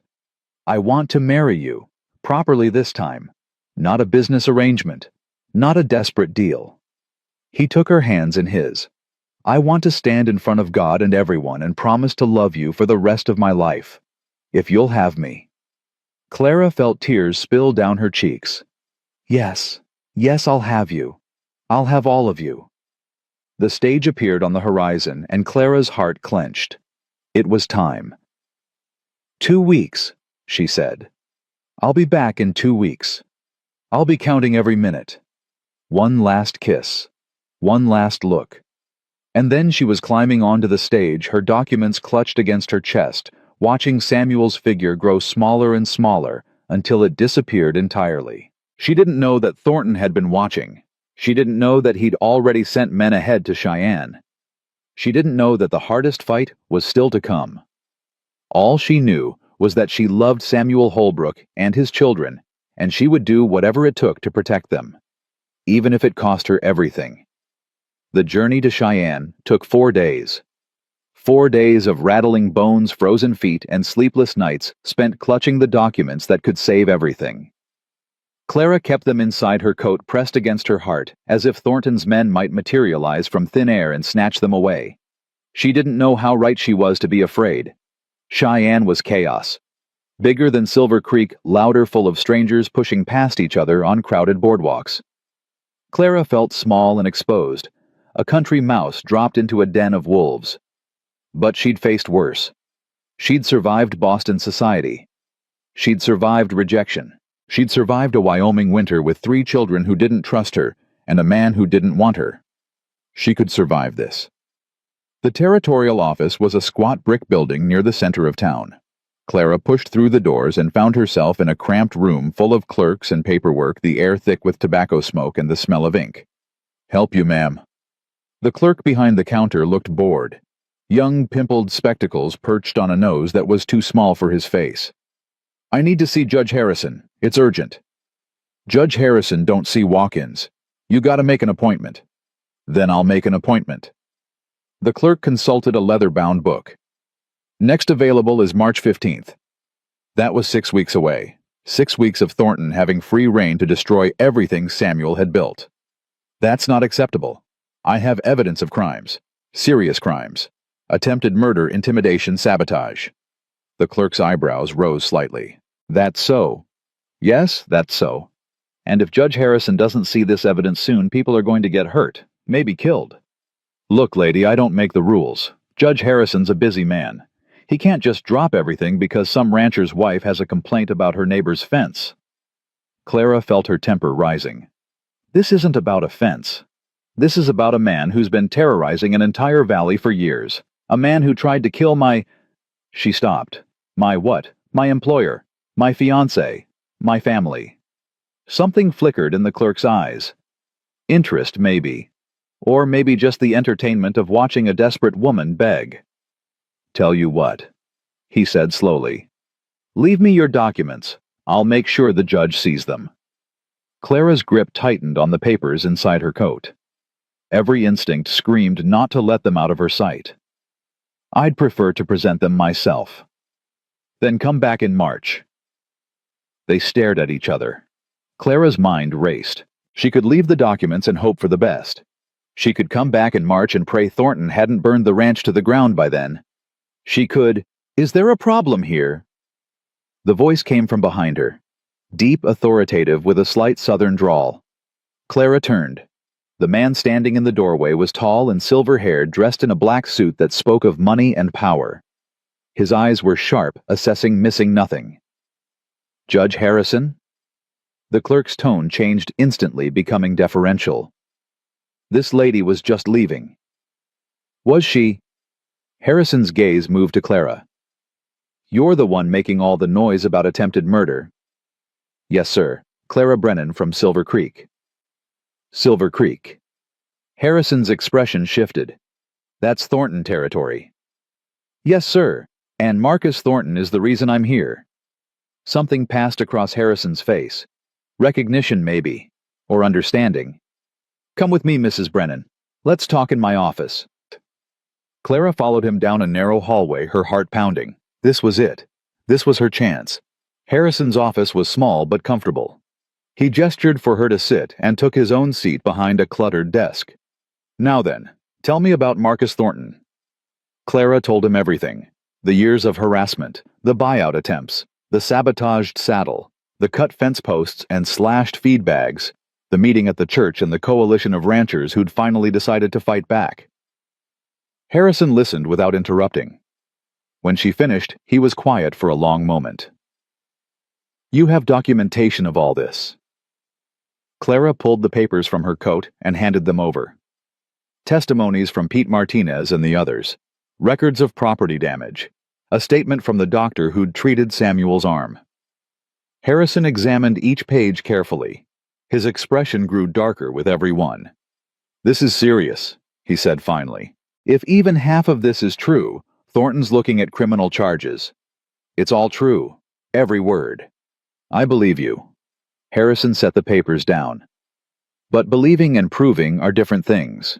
Thornton has money, influence, the best lawyers in the territory. He'll fight this with everything he has." "I know, but we have the truth." "Truth doesn't always win, Mrs. Brennan. I wish it did." Clara's heart sank. "So you won't help us." "I didn't say that." Harrison leaned forward. "I said it won't be easy. There's a difference." He picked up the papers again. "I'll need time to review these properly. A few days at least. In the meantime, you should stay in town. Find a hotel. Keep your head down." "Keep my head down." "Thornton has eyes everywhere. If he knows you're here trying to build a case against him." Harrison didn't finish the sentence. He didn't need to. Clara swallowed hard. "I understand." "Good. Come back in 3 days. I'll have answers for you then. 3 days." Clara nodded and rose to leave. "Mrs. Brennan." Harrison's voice stopped her at the door. "Be careful. Thornton's not a man who forgives easily, or forgets." "Neither am I," Clara said quietly, and left. She found a small hotel near the edge of town, cheap but clean. The room was barely bigger than a closet, with a narrow bed and a window that looked out on an alley. Clara locked the door, wedged a chair under the handle, and finally allowed herself to breathe. 3 days. She could survive 3 days. She wrote a letter to Samuel that night, telling him she'd arrived safely, that Judge Harrison was reviewing the evidence, that everything was going according to plan. She didn't mention her fear. Didn't mention the way her hands shook as she sealed the envelope. He had enough to worry about. She wouldn't add to it. The first day passed without incident. Clara stayed in her room, venturing out only to mail her letter and buy food from a nearby shop. She saw no one suspicious, heard nothing alarming. Maybe Harrison was wrong. Maybe Thornton didn't know she was here. The second day, she wasn't so lucky. She was returning from breakfast when she noticed them. 2 men standing across the street watching her hotel. They weren't doing anything obvious. Just standing. Waiting. Clara's blood went cold. She forced herself to walk normally, to climb the stairs to her room without running. But the moment she was inside, she threw the bolt and pressed her back against the door, her heart hammering. They'd found her. Thornton's men had found her. She thought about running, packing her bag and slipping out the back, finding another hotel, hiding until her meeting with Harrison. But where would she go? She didn't know this city didn't have contacts or allies. And if they caught her on the street alone, no. She would stay. She would wait. She would trust that Judge Harrison would come through. The third day dawned gray and cold. Clara, dressed carefully, checked the window.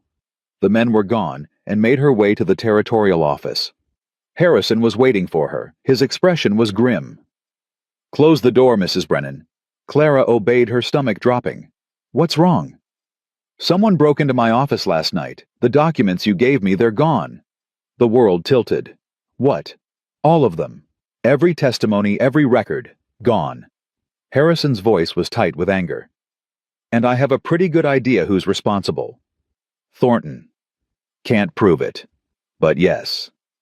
Clara sank into the chair across from his desk, her legs suddenly unable to hold her. Weeks of work. Dozens of testimonies. All the evidence they'd gathered gone. "We can get new testimonies," she said, but even she could hear the desperation in her voice. "Go back to Silver Creek, have everyone write new statements. That'll take weeks, months maybe, and in the meantime Thornton will be covering his tracks, intimidating witnesses, making sure no one talks." Clara pressed her hands to her face. All of this for nothing. She'd risked everything, left Samuel, and the children traveled 4 days in the freezing cold. There might be another way. She looked up. Harrison's expression had changed. There was something calculating in his eyes now, something that looked almost like hope. What way? "The documents are gone, but the witnesses aren't. If we could get them to testify in person before Thornton has time to silence them. A hearing. A surprise hearing. Tomorrow. Here in Cheyenne." Harrison leaned forward. "I have the authority to compel testimony in cases involving potential criminal activity. If we can get even a few of your witnesses here by tomorrow morning, I can put them on record. Official record that Thornton can't steal or destroy." "Tomorrow?" Clara's mind raced. "That's impossible. Silver Creek is 4 days away. There's no way." "Not by stage, no. But by horse riding hard, you could make it in 2 days. Maybe less if you change mounts along the way." "I don't know if I can." "You have to." Harrison's voice was urgent. "This is your one chance, Mrs. Brennan. If you miss it, Thornton wins. He keeps terrorizing that valley, keeps hurting people, and no one ever holds him accountable." Clara thought of Samuel, of Emma, and Jack and Lily, of Pete Martinez and the shopkeeper, and all the others who'd risked everything to stand up. She thought of Thornton's men waiting outside her hotel, watching. "I'll do it," she said. She left Cheyenne within the hour, riding hard, pushing her horse to its limits. The cold was brutal, the wind cutting through her coat like knives. But she didn't stop. Couldn't stop. Every mile that passed, she thought about what waited for her at the end. Samuel's face when he saw her. The children's arms around her waist. Home. She was halfway to Silver Creek when the riders appeared, 3 of them coming up fast from behind. Clara's heart seized. She urged her horse faster, but the animal was already exhausted, already flagging. "Pull up," one of the riders shouted. "Stop right there." Clara didn't stop. She bent low over the horse's neck and rode harder than she'd ever ridden in her life. But it wasn't enough. They caught her at a narrow point in the trail, blocking her path. Clara yanked on the reins, her horse nearly throwing her as it skidded to a halt. "Mrs. Brennan?" The lead rider pushed back his hat, revealing a face she didn't recognize. Hard eyes, a cruel smile. "Mr. Thornton would like a word." "I have nothing to say to Mr. Thornton." "That's too bad. Because he has plenty to say to you." Clara's hand moved toward the shotgun Samuel had insisted she take. But before she could reach it, one of the other riders was beside her, grabbing her arm, yanking her from the saddle. She hit the frozen ground hard enough to knock the breath from her lungs. Pain exploded through her shoulder, her hip, her head. "Careful with her," the lead rider said, dismounting. "Mr. Thornton wants her alive." Clara struggled to her feet, her vision swimming. "If you hurt me, Samuel will." "Samuel will what? Come rescue you." The man laughed. By the time Holbrook finds out what happened, you'll be long gone. And so will any chance of that hearing tomorrow." They knew. They knew about the hearing, about the plan. Thornton had spies everywhere. "You can't do this," Clara said, but her voice sounded weak even to her own ears. "Watch us." They tied her hands and threw her over the back of a horse like a sack of grain. The world bounced and jolted as they rode, and Clara fought to stay conscious, to think. She didn't know where they were taking her. Didn't know what Thornton planned to do with her. But she knew one thing with absolute certainty. She was not going to die here. She was not going to let Thornton win, not when she finally had something worth living for. They rode for what felt like hours. Clara lost track of time, lost track of direction. The cold seeped into her bones until she couldn't feel her hands or feet. Her shoulder throbbed where she'd hit the ground and her head ached with every jarring step. Finally they stopped. "Get her down!" Rough hands pulled her from the horse and set her on her feet. Clara swayed but didn't fall.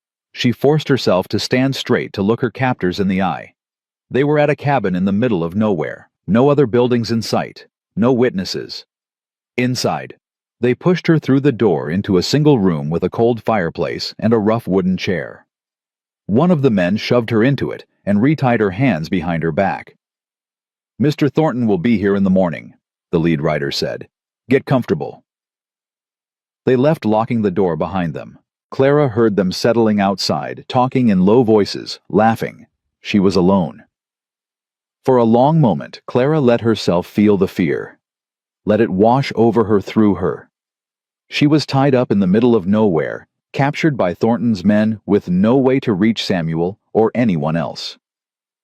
But then she thought about Lily's face the night of the nightmare, about Emma's fierce determination, about Jack's quiet courage, about Samuel's voice rough with emotion, telling her he loved her.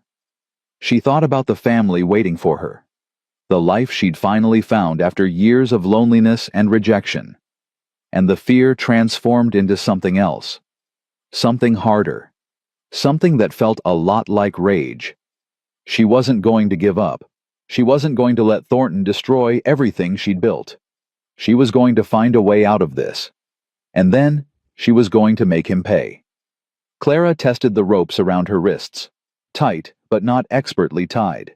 The men had been careless, assuming a city woman wouldn't know how to escape. They didn't know she'd spent 3 months volunteering at the hospital watching surgeons work, watching how they tied bandages, how they secured splints. She'd learned to tie knots with her eyes closed, which meant she knew how to untie them too. It took time. Hours, maybe. The cold made her fingers clumsy, and the rope bit into her skin until she felt blood. But she didn't stop. Couldn't stop. Finally, the knot loosened. Clara pulled her hands free and nearly sobbed with relief. Now she needed a weapon. The room was sparse but not empty. A wooden chair. An iron poker by the cold fireplace. A small table with a chipped pitcher. Clara grabbed the poker and moved to the window. It was small, barely big enough for her to squeeze through, but it was her only option. The door was locked from the outside, and she could hear the guards talking just beyond it. She tested the window. Stuck. Frozen shut. Clara took a deep breath, wrapped her hand in her skirt to muffle the sound, and punched through the glass. Pain lanced up her arm. She ignored it. She knocked out the remaining shards, boosted herself up, and squeezed through the opening. The cold hit her like a wall. The night was pitch black, the wind howling. She couldn't see the guards, but she could hear them on the other side of the cabin. Clara ran. She didn't know where she was going. Didn't know which direction led to help, and which led to more wilderness. But she ran anyway, the poker clutched in her bleeding hand, her breath coming in ragged gasps. Behind her she heard shouting. They'd discovered she was gone. Clara ran faster. She didn't know how long she ran. Minutes or hours, it all blurred together. The cold was numbing, and her feet caught on rocks and roots she couldn't see. She fell twice, 3 times, scrambling back up each time. And then, impossibly, she saw lights. A farmhouse in the distance, warm yellow windows glowing in the darkness. Clara stumbled toward it, her legs giving out just as she reached the porch. She pounded on the door with her bloody hand. "Please, Please help me." The door opened, and a woman's face appeared. Older, weathered, with kind eyes that went wide at the sight of Clara. "Lord have mercy. Get inside, child. Quick." Clara collapsed into warmth and safety, and the last thing she heard before consciousness faded was the woman's voice, sharp with alarm. "Henry, saddle the horse. This girl needs a doctor." She woke to pain. Her hand was bandaged, her body wrapped in blankets, and a fire crackled nearby. For a moment she didn't know where she was. Then she remembered. The capture. The escape. The farmhouse. "Easy now." The older woman was there pressing a cool cloth to Clara's forehead. "You've had quite an ordeal." "I have to." Clara tried to sit up and immediately regretted it. "I have to get to Silver Creek. There's a hearing." "You're not going anywhere in this condition." "You don't understand. People are depending on me. If I don't get there..." "If you try to ride in this state, you'll fall off your horse and freeze to death." The woman's voice was firm. "My husband's already gone to town to fetch the doctor, and he's sending word to Silver Creek. Someone named Holbrook, you were calling for him in your sleep." "Samuel." Clara's eyes filled with tears. "He's my..." She didn't know how to finish. "My employer, my fiancé. The man I love more than anything. I know what he is." The woman's voice softened. "Rest now. Help is coming." Clara wanted to argue, wanted to leap up and ride to Silver Creek herself, but her body had other ideas. The exhaustion was crushing, overwhelming, and despite her best efforts, she felt herself sliding back into darkness. The last thing she thought before sleep claimed her was a prayer. "Please let him come. Please let him find me. Please don't let it be too late." Samuel came for her at dawn. Clara woke to the sound of hoofbeats, dozens of them, pounding through the frozen earth like thunder.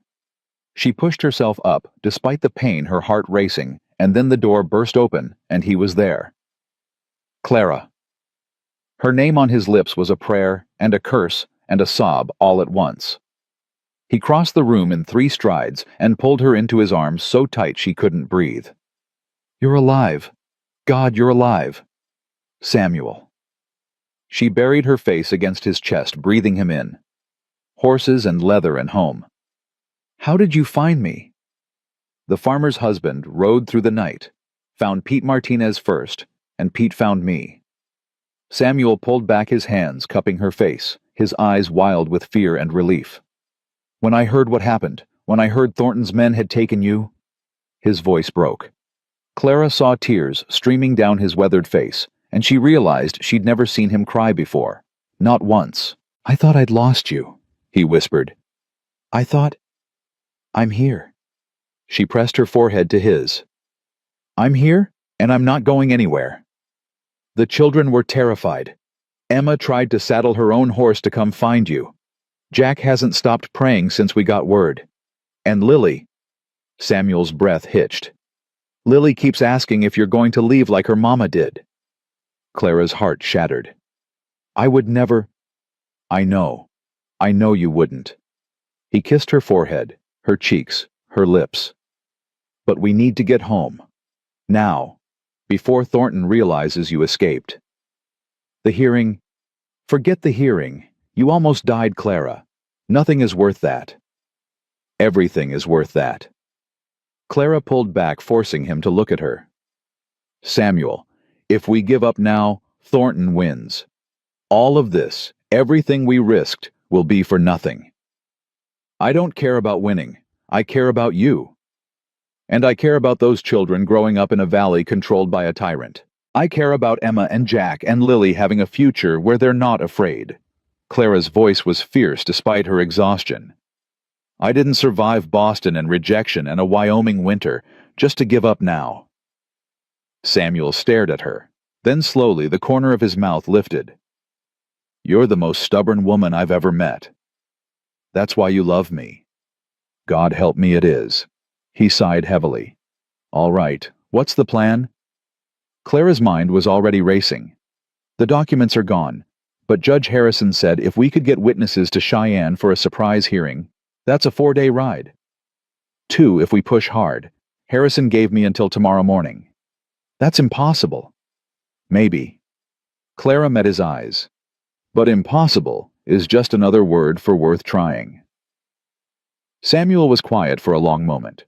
Then he turned to the door where Clara could see a crowd of men on horseback waiting outside. "Pete," he called. "Get in here." Pete Martinez appeared in the doorway, his weathered face creased with concern. "She okay?" "She's stubborn as a mule and twice as determined. Says we need to get to Cheyenne by tomorrow." Pete's eyebrows shot up. "Tomorrow, that's impossible, I know." Samuel looked at Clara, then back at Pete. "But she's right. If we don't do this now, Thornton will bury us. He'll silence the witnesses, destroy the evidence, and we'll never get another chance." "So what do you want us to do?"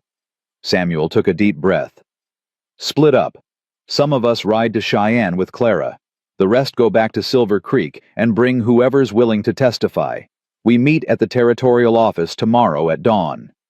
"That's a hell of a risk." "It's the only chance we've got." Pete looked at Clara, then at Samuel, then at the men waiting outside. Finally, he nodded. "All right, let's ride." They pushed the horses hard, harder than Clara had ever ridden in her life. The cold was brutal, the wind relentless, but she didn't complain. Couldn't complain. Not when Samuel was riding beside her, his jaw set with determination. Not when everything they'd built hung in the balance. They stopped only to change horses, trading their exhausted mounts for fresh ones at every station along the way. Clara's body screamed for rest, for warmth, for just a moment of peace. But she kept going. Samuel stayed close, watching her with worried eyes. "You should rest." "I'll rest when this is over." "Clara."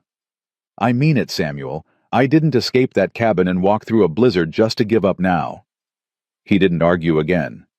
But she felt his hand find hers in the darkness, squeezing tight. A promise. A lifeline. They reached Cheyenne as the sun was rising, painting the sky in shades of pink and gold. Clara was swaying in the saddle, barely conscious, but she forced herself to stay upright. "The territorial office," she said. "We have to—" "I know." Samuel steadied her with a hand on her arm. "I've got you." They arrived to find chaos. The street outside the office was packed with people. Ranchers from Silver Creek who'd ridden through the night, townspeople who'd heard rumors of what was happening, even a few reporters from the Cheyenne newspaper. And standing at the center of it all was Judge Harrison. "Mrs. Brennan." His voice carried over the crowd. "You made it." "Barely." Clara slid from her horse, her legs nearly buckling. Samuel was there immediately, supporting her. The witnesses. Inside, Pete's group arrived an hour ago with 6 of them, ready to testify. Harrison's expression was grim, but determined. "We've also got something else. Something Thornton didn't expect." "What?" "His son's death wasn't an accident." Clara's blood went cold. "What do you mean?"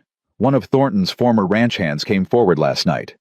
Says he saw what really happened 5 years ago at the Holbrook place. Says Thomas Thornton didn't fall from his horse. He was pushed." "Pushed by who?" Harrison's voice dropped. "By his own father." The world seemed to stop. Clara heard Samuel's sharp intake of breath beside her. "That's impossible," Samuel said. "Why would Thornton kill his own son?" "Money." Thomas was planning to leave, take his inheritance, start his own ranch far from his father's influence. Thornton couldn't stand losing control. Harrison's jaw tightened. "He staged the accident. Blamed you to cover his tracks.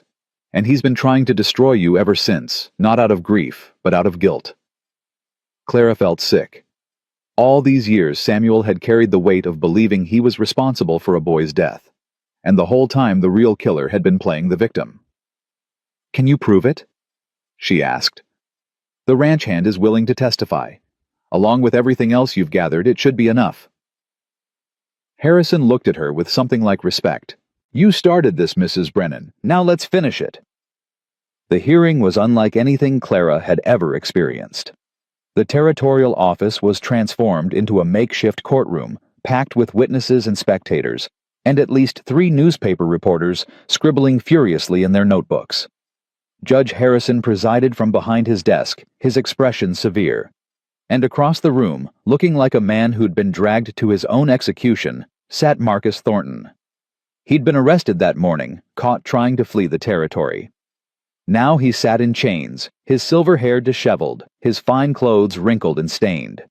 He looked old, defeated, but his eyes still burned with hatred when they found Clara. "You," he spat. "You did this." "No." Clara's voice was steady. "You did this. I just made sure people found out." The testimonies took hours. Pete Martinez went first, describing years of intimidation and sabotage. The shopkeeper followed, then the other ranchers, each one adding another piece to the damning picture. And then the former ranch hand took the stand. His name was William Crane, and he'd worked for Thornton for 15 years before leaving in disgust. His voice shook as he described what he'd witnessed 5 years ago. Thomas was planning to leave. Told his father he was done, that he wanted nothing to do with the family business. Crane's eyes were haunted. Mr. Thornton lost his mind, said if Thomas left, he'd never see a penny of his inheritance. Thomas said he didn't care about the money. That's when Mr. Thornton... He stopped, swallowing hard. "What happened next, Mr. Crane?" Harrison prompted gently. They were at the Holbrook place. Thomas had gone to see the new foal he loved horses always had. Mr. Thornton followed him. I was nearby checking a fence line. I saw the whole thing. Crane's voice broke. He pushed Thomas into that horse, made it rear up, throw the boy. Thomas hit his head on a rock, died right there in the dirt. The courtroom erupted. Thornton surged to his feet, his face purple with rage. Lies. He's lying. Sit down, Mr. Thornton. Harrison's voice was cold. You'll have your chance to speak. But Thornton wasn't listening. He was staring at Clara, at Samuel, at everyone who'd gathered to witness his downfall. You think this changes anything? His voice was barely recognizable, twisted with hatred. You think destroying me will save your pathetic little ranch? I'll burn it to the ground. You'll do nothing. Samuel stepped forward, his voice quiet but deadly. Because you're going to prison, Thornton. For murder. For attempted murder. For everything you've done to this valley. You can't prove... We already have. Samuel's eyes were ice. And even if we couldn't, even if you walked out of here a free man, you've lost. You've lost your reputation, your power, your hold on this community. Nobody's afraid of you anymore. Thornton's face crumpled. Just for a moment, beneath all the rage and hatred, Clara saw something else. Something that looked almost like grief. He'd killed his own son, his only child, and he'd spent 5 years trying to bury that guilt by destroying an innocent man. It was the saddest, most terrible thing Clara had ever witnessed. The verdict came swiftly.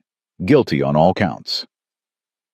Thornton was sentenced to 25 years in the territorial prison, effectively a death sentence for a man his age.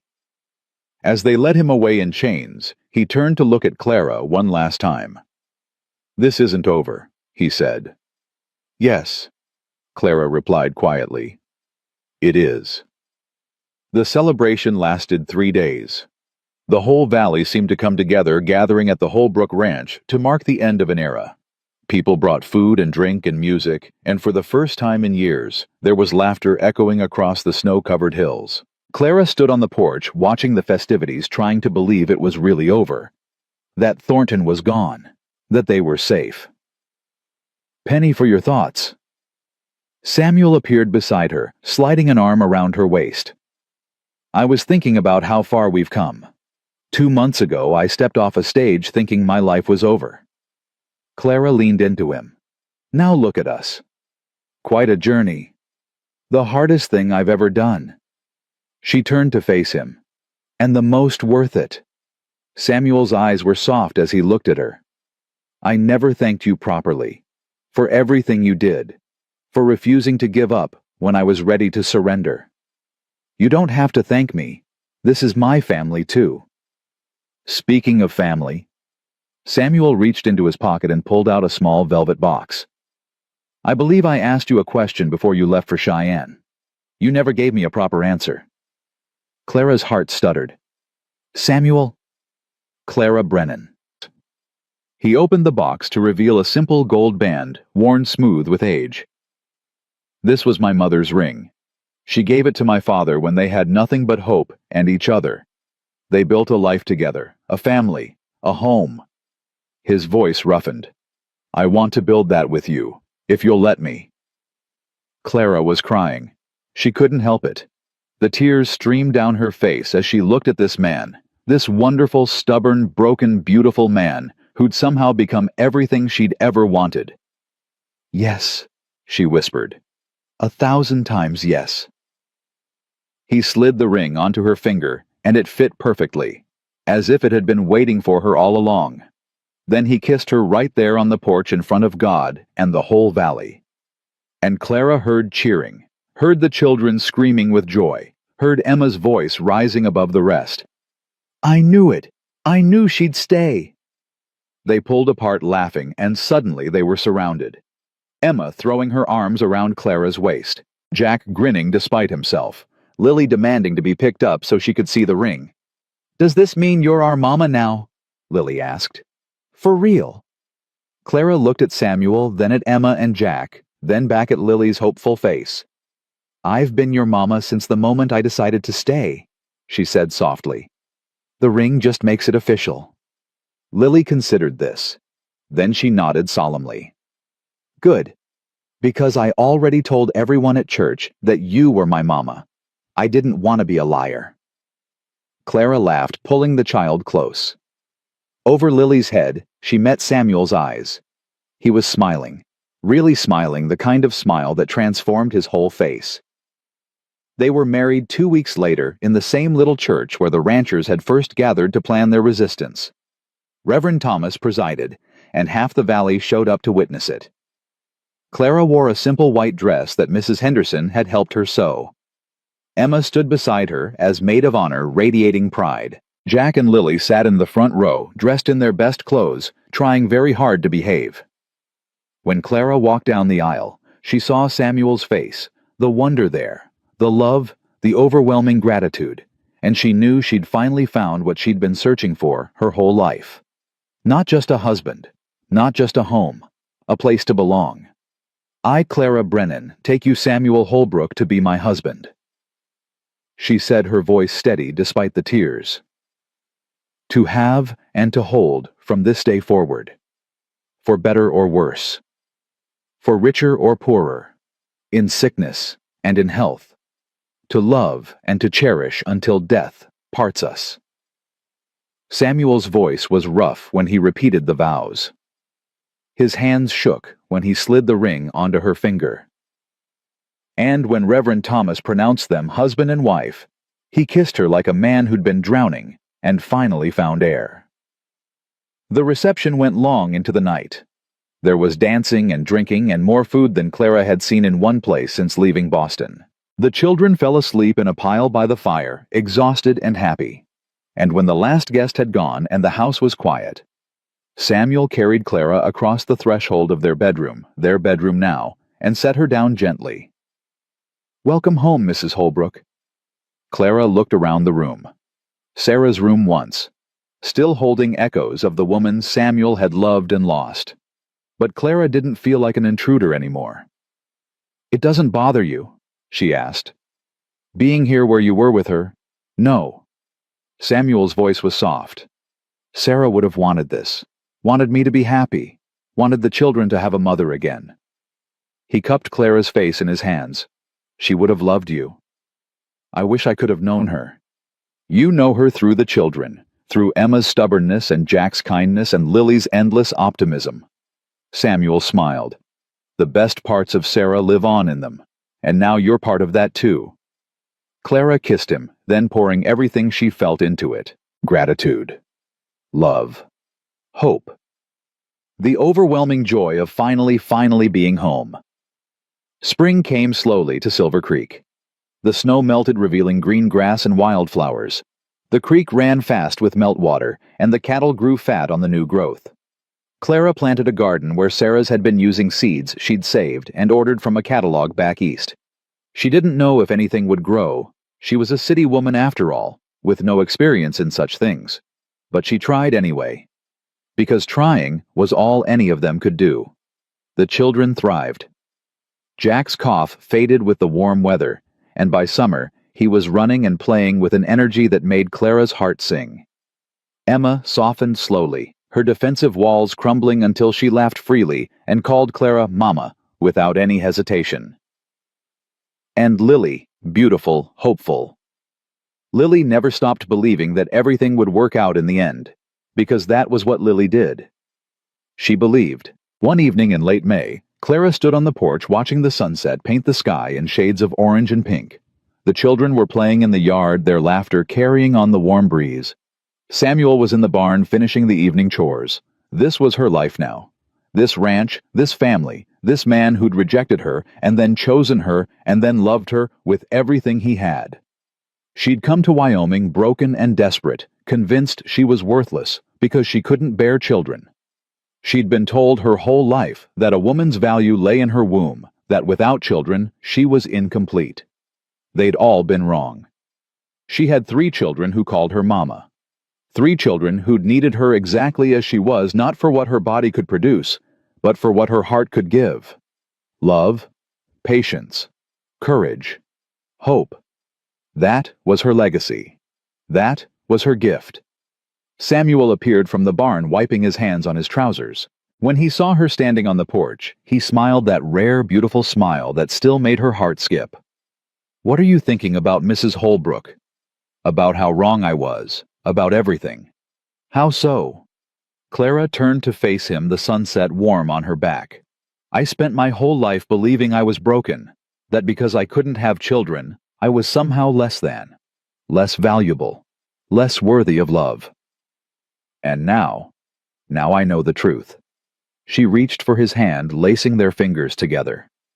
"Family isn't about blood or biology.